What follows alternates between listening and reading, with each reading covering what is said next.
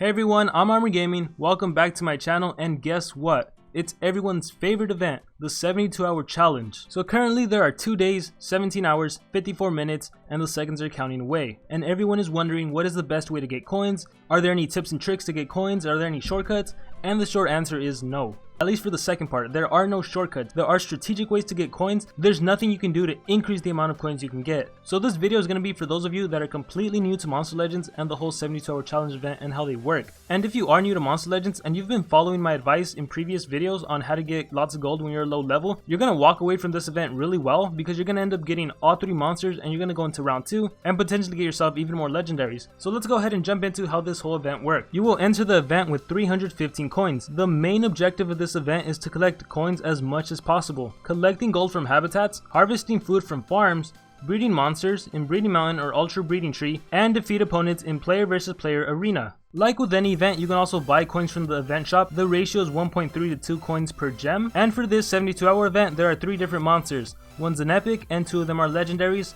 one of which, Tryon, has been released before, and the newest one, Totem, who has never before been seen. And the 72-hour challenge event can also be known as the card flipping event because a bunch of cards are going to be face down and you just got to keep picking on different cards until you get the monster you want. Now the most important thing about the 72-hour challenge event is this graph right in front of you. The coins earning exchange rate. Unlike other events in the past, the Progressive Island events, the Monster Maze events, where it doesn't matter what level you are, whatever level you are, you have the exact same chance as any other player as getting the same monsters. In the 72-hour challenge event, it does depend what level you are, because depending on your level, you can get more or less coins. And a lot of players don't agree with this because if you're a high level player, it's harder for you to actually get coins than it is for someone who's just starting off, for someone who's a new player. So to use myself as an example, this should say level 90 to 100. I am level 93 right now.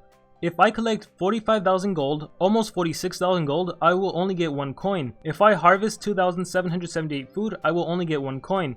Every PvP battle I win, I only get 69 coins. And as for breeding points, every 134 breeding points equals 1 coin. Now let's suppose you're level 20. If you're level 20, you only need to collect 851 gold to get 100 coins. And you only need to plant 19 food to get 1 coin. And look at that, every player versus player battle you win, you're going to be getting 173 coins. That's double the amount of coins I get, almost triple. As for your breeding points, every 85 breeding points correlates to 1 coin. So as you can see, this is disproportionately balanced. If you're a lower level, you have a greater chance of completing this event, going on to round 2, possibly even into round 3. Especially if you've accumulated your gold, if you have a lot of panicking farms, and you've saved up so much gold and you can plant so much food as well as collect gold every so often, you really have the best chance at completing this event. So really quickly, to go over breeding points, the formula for breeding points is just the minute times 50. Minute here means how long it takes for the monster to be bred. So you know different monsters have different breeding times. So you get that minute, you multiply it by 50, and you add that to the type bonus. So for example, if you breed a common, that's plus 125. If you breed an uncommon, that's plus 250. Rare 500, and so on. So you take that number, whatever you get with breeding points, using this little formula right here, and then you divide that by your corresponding level. So I'm level 93, I would divide that by 143, and that number would give me how many coins I get. And a fun little fact over here, breeding Panikin 3 times every hour, or 6 times every 2 hours, or 12 times every 4 hours, so on, gives more breeding points than breeding other monsters. And the reason this is true is because Pandakin is a rare monster, so that's a plus 500 bonus, and Pandakin only takes 30 seconds to make, whereas other monsters can take in the hours or even more. So breeding Pandakin, if you have nothing else to do, you can realistically breed Pandakin over and over and over again and just get yourself lots of coins, especially if you're a lower level. For those of you that are interested in actually purchasing coins, you can just look at this chart and see what will benefit you most. And this chart is available here at monsterwiki.com. Now really important thing about the 72-hour challenge event, because people will constantly dispute this, I'll read you these 2 bullet points and then I'll expand on them. Your card rewards are randomly generated in server side. It won't be changed. When you claim the current card, the next reward will be generated also randomly. The monster card will only be generated when the chance is above 0%. Card shuffling is just animation. It does not include the correct position of the reward. It doesn't matter which card you choose. The result is the same as the current card is already defined as you claim the previous card. So trying to keep track of the card during the shuffling won't get you the card you want. So this means you can't download any slow motion app, you can't turn off your Wi-Fi, select a card, and then turn off the game because it won't save and then try picking a different card. The minute you choose one card, the reward for the next card is already automatically generated and it's completely random. So to expand a little more on what that means, I'm going to click on Tryon. Here we are on Tryon's profile. As you can see, these are all the different rewards you can get when you're trying to get Tryon. The very first card, it's going to cost you 155 coins for a total of 155 coins, and the chance of actually getting Tryon is 0%. And what you notice is that it's 0% for a really long time. In fact, you won't even be able to get Tryon. You don't have a chance of getting him until you reach the 15th card, until there's only 4 cards remaining. And at that point, flipping over the 15th card, that's going to cost you 147 coins, and you would have spent a total of 14,720 coins, and you only have an 18% chance to actually get Tryon. If it comes down to the last 2 cards, you still only have a 40% chance. It's not even 50-50. Now, some of you may get lucky and unlock Tryon on the 15th card. Some of us, many of us, will be unlucky, and it'll take until the 18th card to actually get Tryon, but that's just how the game goes. And to show everyone Totem really quick, here we are on Totem's page. These are all the different rewards you can get. One thing to notice is that there's also monster cells for Griffin, so even though in this event there are only 3 monsters you can get, realistically you can get a 4th monster, Griffin, if you happen to get lucky enough to get all of his monster cells. But anyway, scrolling down, we see here the exact same thing, a 0% chance all the way until the 16th card. And at that point you only have a 14% chance, and even at the 17th card, when there's only 2 cards left, you only have a 25% chance to actually get Totem.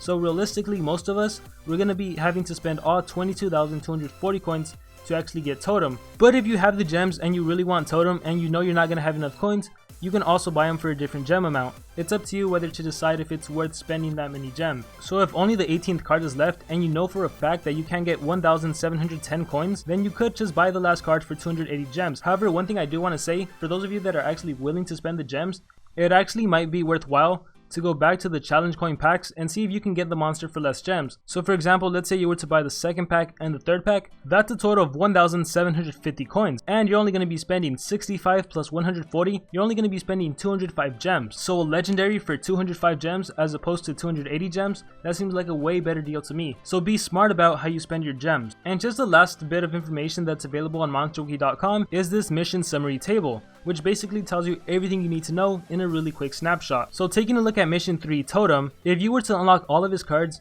you will be getting 17 gems, 141k gold, 35k food. It's going to cost you a total of 22,240 coins. If you happen to get lucky and unlock them in the 16th card, it's only going to cost you 18,820 coins. Just note that you only have a 14% chance of that actually happening.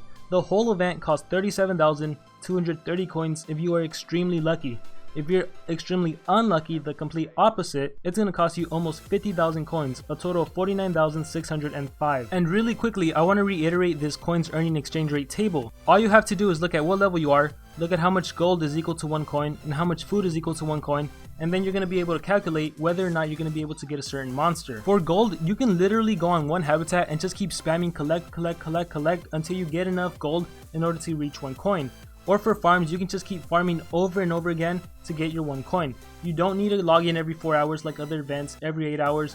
There's no respawn time or anything. This is based completely on quantity. So the more you do one event, the more you do one action, the more coins you'll get. And for a lot of players, the way to get the most coins, again, there are no shortcuts, but there are strategic ways. The way to get the most amount of coins is by focusing on this food category right here. The best advice I can give everyone is to activate your food guardian temple, only plant your black lotus roots, or if you don't have access to black lotus roots, plant whatever plants give you the most amount of food, and that's basically it. There are no other shortcuts, there's nothing special that goes into this event. Now of course, in order to do this you need a lot of gold, which is why I recommend that you also save your gold. And also just be smart about how you actually use your gold. So for example, if you only have 30 million, you shouldn't be activating your Guardian Temple because it costs 26 million gold to activate the Guardian Temple. So you're going to be out 26 million, which means you're only going to have 4 million to actually plant crops. So even if your Food Guardian Temple was leveled up all the way, it doesn't matter if you only have 4 million gold to actually plant food with. So please be smart about how you actually use your gold. Now like always, I'm going to be providing an Excel worksheet for this 72-hour challenge event. There's a link in the description to access it. Be sure to download it and make whatever adjustments you need to. For those of you that look at the Excel worksheet and are completely lost, don't worry, I'm going to be making another tutorial video teaching you guys how to use it. It's extremely simple. Trust me, you're going to understand it 100% in just under 5 minutes. So be sure to watch that video if you don't understand how the Excel worksheet works. And that's really all I have to say about the 72-hour challenge event. I wish everyone good luck. I hope you guys can get whoever you want. Please don't think that this event is impossible. It's actually one of the more easier events. However, it is disproportionately balanced to lower level players like I said, but as of right now, that's just something we have to live with. I hope everyone has a good day. Again, good luck to everyone. Remember to dream big and pursue your passions.